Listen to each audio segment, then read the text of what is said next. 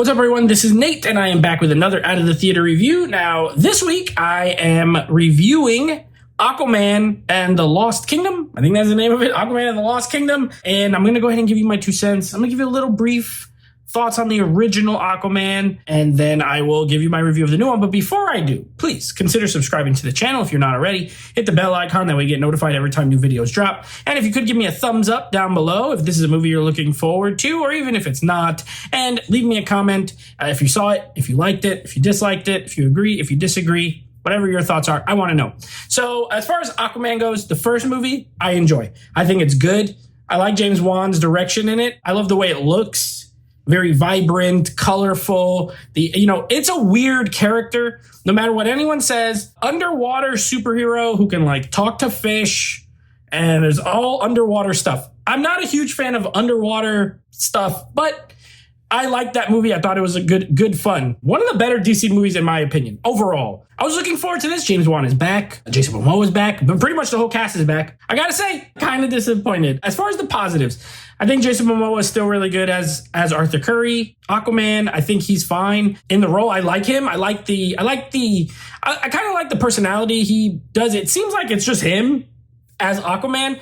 And I like it. He's having a good time. And the rest of the cast is, again, they're pretty good. I actually like Black Manta as a villain. I think I'll get to it in negatives, but I had some issues with some of his storyline. But overall, I like the character, and he looks cool. I think he looks super cool. In the action scenes, he's formidable. The fights are good. The action scenes are pretty fun. I think they were better in the first movie, but this one has 1 or 2 that are pretty entertaining and pretty fun. And I think the storyline, the aspect I liked was the whole thing with him and Patrick Wilson's character from the first movie, Orm, who was the Ocean Master, his brother. I liked their dynamic in this movie. I liked their kind of banter back and forth, and I enjoyed it. I like a good brother story, whether they're friend turned foe or foe turned friend, whatever the case may be. So I liked all that pretty good. Pretty good. I mean, not amazing, but it was solid. But this movie just feels like, you can tell, I know it was delayed, and I'm sure there was reshoots aplenty.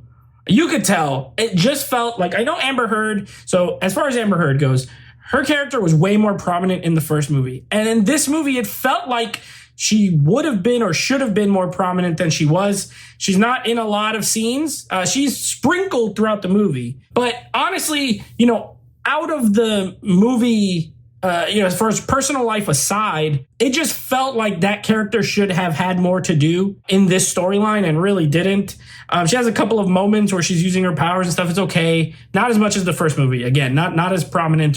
So if you hate her, then you'll be happy with that. But just as far as the movie goes, I think it did affect it. Really, all the side characters, like Nicole Kidman's character, barely in it, like comes in and out a little bit. And mostly the story is Aquaman and his brother going around trying to stop Black Manta. It's pretty simple.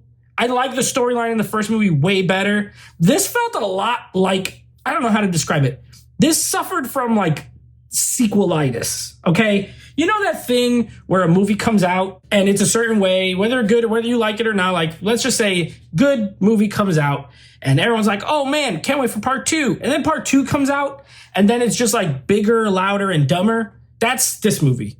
It is, it's not bigger. The first one's a little longer, but it's definitely louder and dumber than the first film. And if you thought the first film was dumb, then there's no way you like this movie. I will put it out there. If you didn't like Aquaman 1, I can't see many people who didn't like the first one coming out of this one and being like, yeah, I like this one better. Because it's not better in any way.